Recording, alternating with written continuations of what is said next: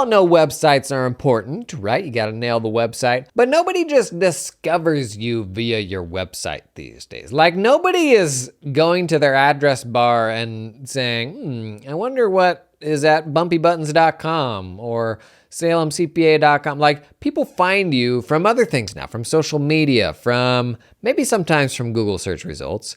But even in Google search results, how do you stand out in that crowd, in that feed of options, especially now that the first organic search result is like at the bottom of the page, right? Because there's so many promoted things above it. How do we hook people and do so in a not slimy way? This whole art form has changed a lot in the last few years, and particularly professional service firms, they're like, man, this stuff all just feels scummy, but it matters a whole lot. So how do we find a not scummy way to hook people in an age of everyone scrolling algorithms and all that? Let's talk about it.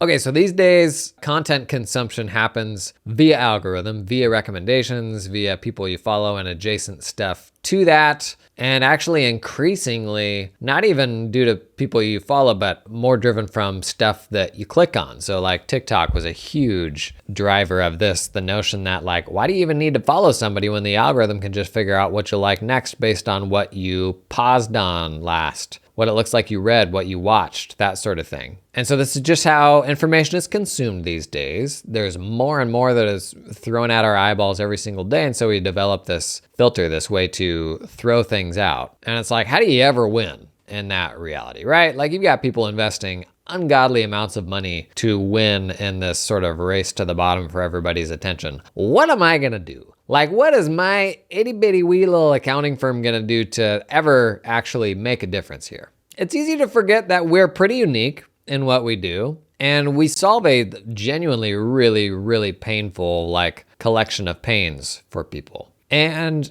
the bar isn't super high for accountants. Like, obviously you've got some progressive accountants out there, but there are, 95% of entrepreneurs. If you dangled a really progressive, tech-enabled, forward-thinking accountant in front of them that works specifically in their domain, they would be like, yep, yes, please. Can you work with me? Like, most entrepreneurs are kind of just in a place of malaise or dissatisfaction with the accounting help that they get, and the tax help for that matter. And we as an industry are so busy just trying to tread water for a bunch of reasons. Among them, the complexity that goes into every project that we already have keeps going up. So to service the same volume of clients, it now takes more time. And we're spending so much time trying to tread water that we don't really spend any time on mindful acquisition, most of us. Like, how do we identify the next better client, right? And there's a whole lot of accounts that say like, oh, we never market. We may not even be taking new clients because we have too much to do. But you should never ultimately close the door on a better client, right? Sure, you have an obligation to the people who you're engaged to support, and that is what it is. But if somebody walks up and tries to trade you a $100 bill for your $50 bill, you got to consider it, Like, you should think about it. And there are really, really good clients who are clamoring to find somebody who's better for them, and they're out there, but you got to hook them.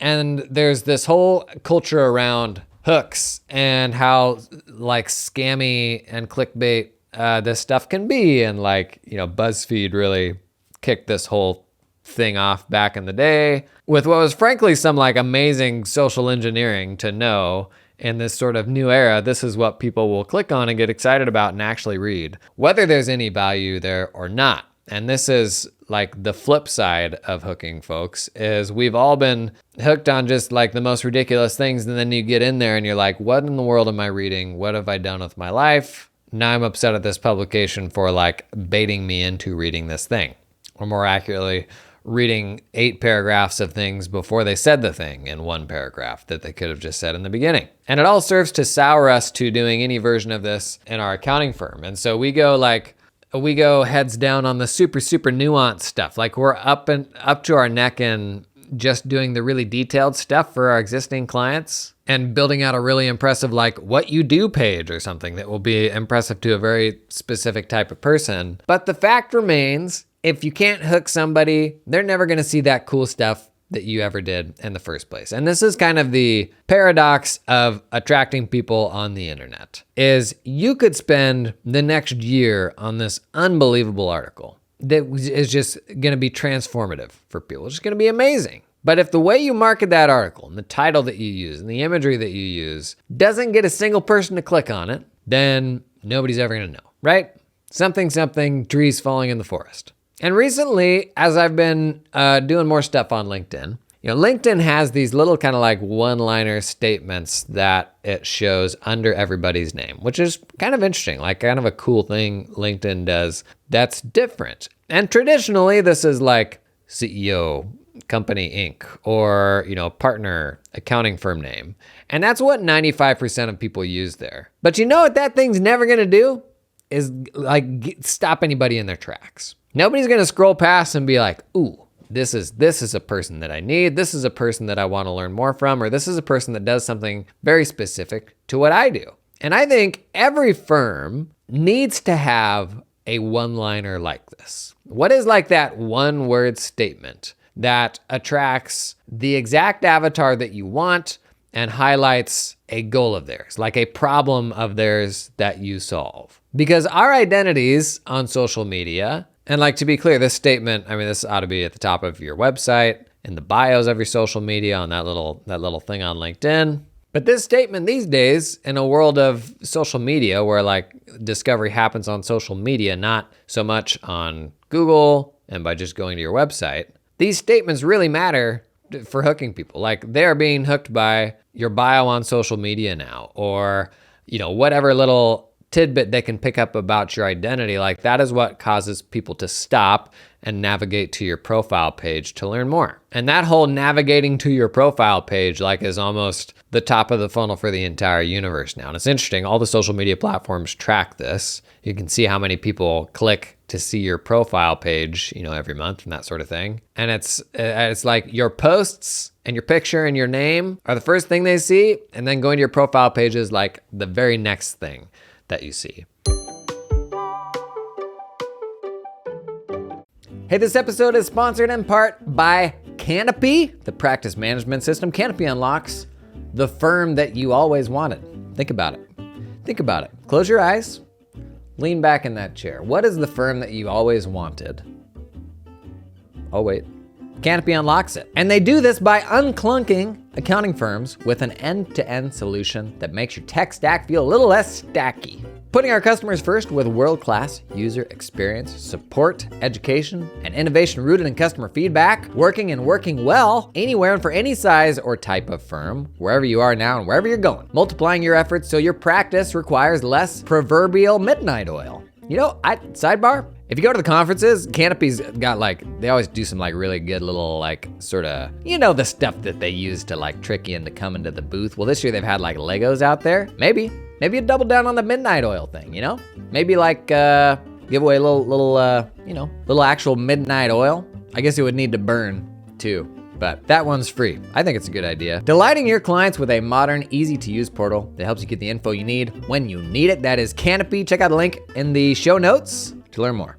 Gang, this episode sponsored in part by TeamUp, who helps you recruit top Filipino accountants without zero ongoing monthly fees. They can source accountants with experience working at US or Australian firms, people who are familiar with stuff like Xero, QBO, Dex. They can find them for you. They can also recruit specialist roles like a team lead, people with leadership experience, even US tax specialists. Wowee. The most talented and ambitious accountants in the Philippines want to work with you directly, not through an outsourcing company, for two main reasons. One, they don't want to give a big chunk of their salary to a middleman, oftentimes upwards of 50%, and they want to build a long-lasting relationship with their employer. Oh.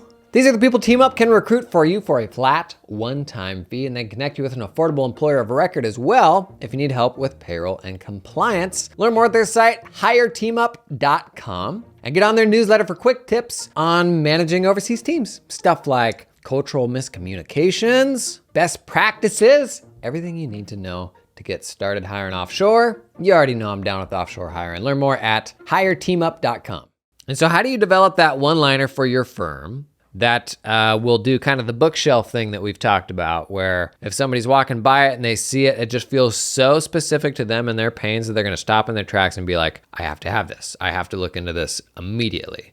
Like, that is the level of specificity that we're trying to get to. And virtually none of us are honestly living at this level of specificity that will get these people to stop today. I think you kind of got to change that narrative from like what you are to what you do for people. So you can say CPA, whatever firm. That's not really actionable. The better thing to me is to say what problem you solve for what type of person. So I was doing some poking around on LinkedIn, just looking at different examples. And most people don't have anything like this. But for example, Jerry Williams has up there, business owners move from the UK to Dubai with my help. That's super specific, right? It's even actually, it's kind of interesting to me. And I don't know how many people are poking around online who are accountants like actively helping people do that. So that's so specific to where if you're like, I've kind of thought about that before, you're absolutely going to stop. Heather Elkington on LinkedIn has, I help leaders craft high performance teams to 10x their earning potential. It's actionable. It can probably be more specific, but it's definitely actionable. It's not, here's like my job title and where I work, because that's just kind of pointless. Now, some of this, my thinking on this borrows from $100 million offers, which we've talked about quite a bit. A great book for thinking through how to build your firm around an offer rather than just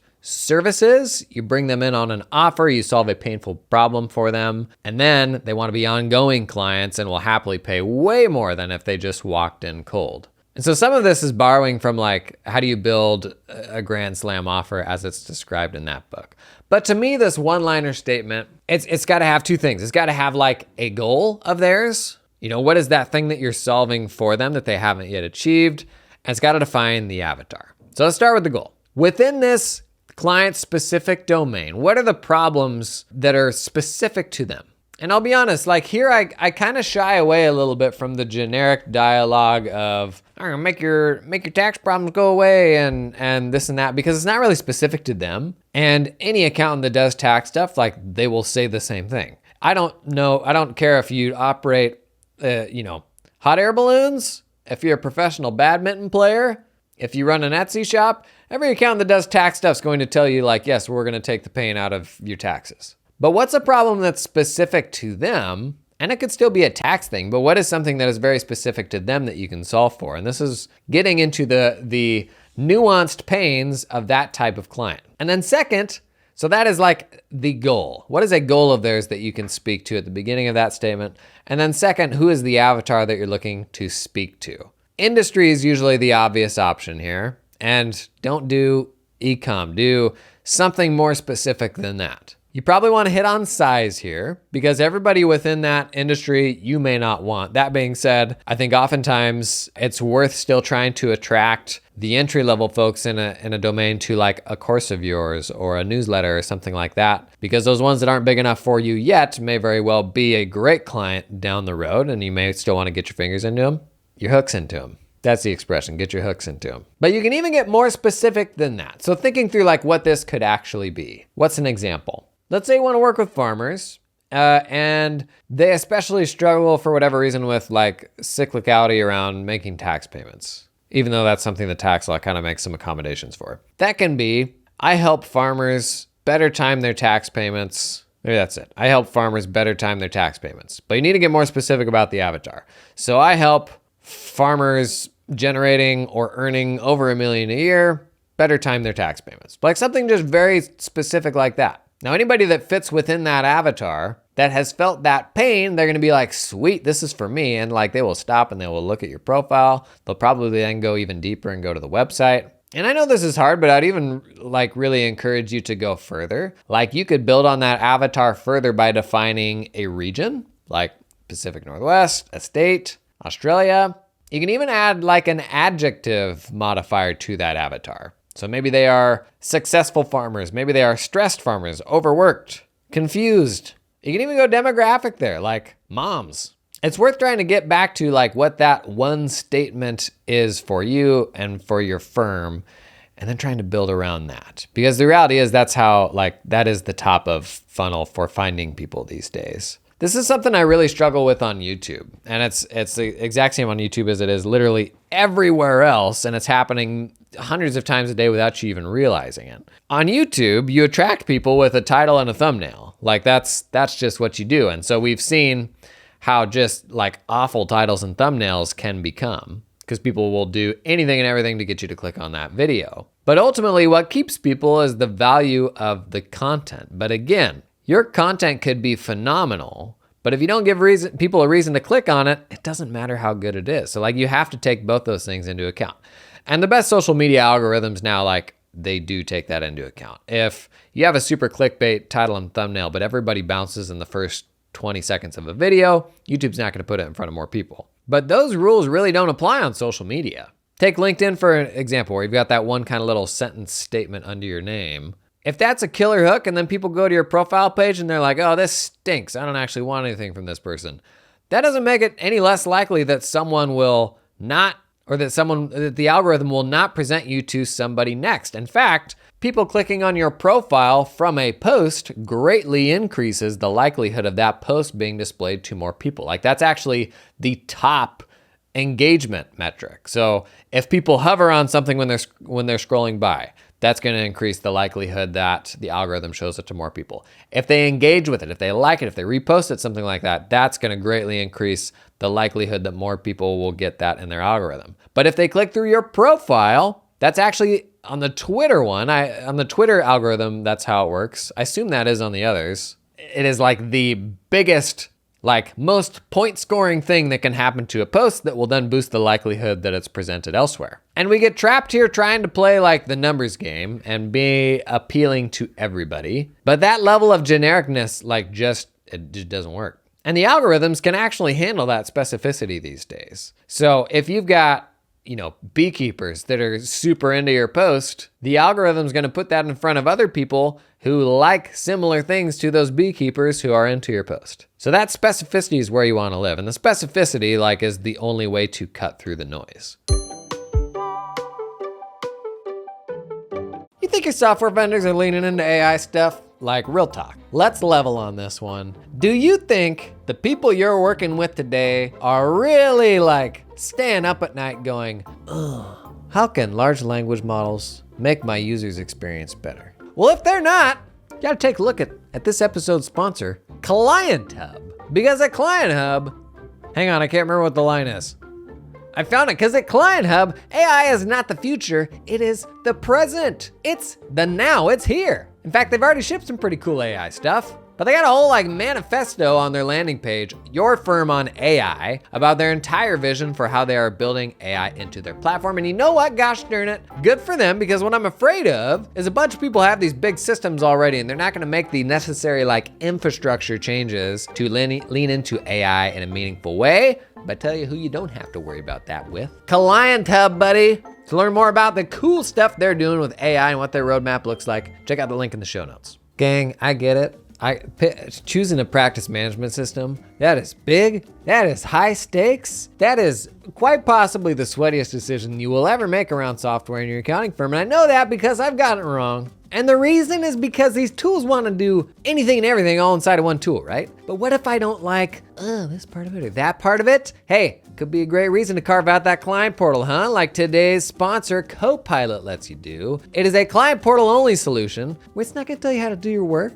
It's not gonna start mucking around in all aspects of your firm. All it's gonna do is give you a super flexible platform for managing the client-facing aspects of what you do. You can still roll your own tools for workflow, everything else. You're just gonna use CoPilot for the client-facing bit. Recently, they sponsored a video on my channel where we did a deep dive, like a hands-on demo of CoPilot on the YouTube channel. Let me show you some comments on that video. These are real, live, from human being comments on this YouTube video. Wow, I love they opted for flexibility, essentially allowing us to embed other tools like Calendly forms, etc., rather than trying to create their own subpar version.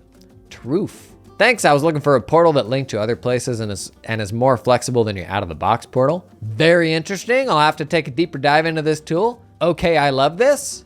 Those are all actual humans. Actual humans said those things. If you wanna learn more about it, check out the link to CoPilot in the show notes.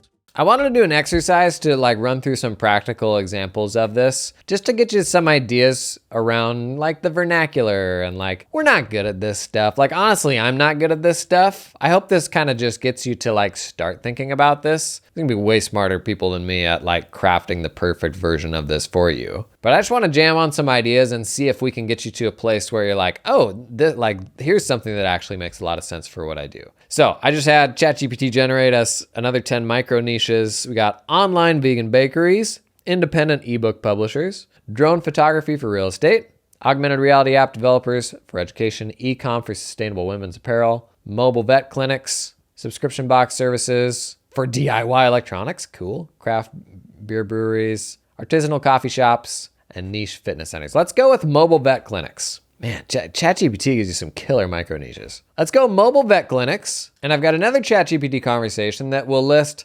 20 very unique to them pains a business owner in this industry could feel. Focus on pains related to regulation, software systems, integrations, and accounting classification. Okay, a few options under regulation here. Compliance with local laws. If you're in like a big market like New York City or LA or something like that, man, there's a business to be built just around very local compliance. Environmental regulations, interstate trade, obviously that's huge. What's it mean when I take the old mobile vet clinic across borders? Licensing and certification. That's got to be a mega pain when you're on the road. Software system pains, system downtimes. Addressing system downtimes when you're in the field, like you don't have an internet connection. Software adaptability, finding software tailored for mobile operations, including appointment scheduling, routing, medical record management. Ooh, imagine appointment scheduling if you're a mobile vet clinic. That ain't your old vanilla Calendly setup. Integration pains, mobile payment integration, real-time inventory tracking, accounting classification pains, revenue recognition, tracking by tax jurisdiction. So managing different tax jurisdictions when operating across different cities or states, including sales tax, income tax, and other local taxes. So what is a very specific pain within this domain that we can be a solution for and like build this kind of one-liner around? Let's say I'm a tax firm and my mobile vet clinics are usually on the road. So the problem I can solve for them is like interstate tax regulation sort of problems. So that statement could be, I help mobile vet clinics with interstate tax compliance, or mobile vet clinics over $1 million, mobile vet groups. I got to think there's like groups that have like all sorts of, mobile clinics out all over the place. I don't know the right thing to call that. I just asked it to do the same for drone photographers. That was another one of the micro niches it gave us. Give us 20 very unique to them issues. Issues with data, managing data in the field, but a lot here around like regulations working in different places. So maybe your avatar there is traveling drone photographers. So maybe you're taking the stress out of local tax compliance for traveling drone photographers. If you can't, try to get it back to like, ultimately, what is the goal? What is that really painful pain you're solving? And 2, what is the specific avatar? And when you think an avatar, think probably industry, think probably size, maybe tag an adjective on there, maybe even tag a region on there if you're only helping people within a specific like tax jurisdiction, that sort of thing. I don't think most people have thought this one through. And I can tell you what, I sure haven't. This is like the number one thing I always get from like the big brain groups that want to come in and manage stuff for you is they're like, oh, we're going to streamline and simplify your online identity. And I'm just bad at this. And it's for all the reasons that I know accountants are bad at doing this with your firm, is like the fear and the struggle of getting really specific. I think Lozanis is actually really good at this. Let's see what Lozanis' LinkedIn statement is. Helping accounting firms earn more and work less. Meh.